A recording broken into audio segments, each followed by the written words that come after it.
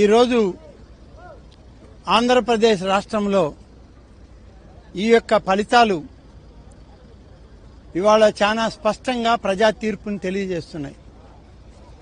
ఆ గడిచిన 5 సంవత్సరాల కాలం వైఎస్ఆర్ కాంగ్రెస్ పార్టీ అక్రమాలు, దుర్మార్గాలు, అవినీతి, కుంభకోణాలు, దోపిడీ ఇవన్నీ కలగలిపి ఇవాళ జగన్మోహన్ రెడ్డికి రాజకీయానికి పతనావస్థకి చేరాయి.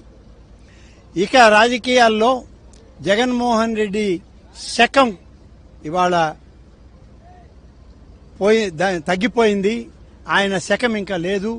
వైఎస్ఆర్ కాంగ్రెస్ పార్టీ కూడా వాస్తవానికి ఈ పార్టీ యొక్క ఫౌండర్ వేరే ఆయన దగ్గర నుంచి ఈ పార్టీని పెరుక్కున్నాడు. ఇవాళ ఆయనకే ఇచ్చేసి ఈయన తిరిగి మళ్ళీ ఎక్కడైనా శంకరగిరి మాన్యాలకు వెళ్లాలో, లేకుంటే ఆయన బెంగళూరులో పెద్ద ప్యాలెస్ ఉంది, 150 గదుల ప్యాలెస్, అక్కడికి వెళ్లి ఆయన మళ్ళీ తన వ్యాపారం చూసుకోవడమే జరుగుతుంది. Thank you.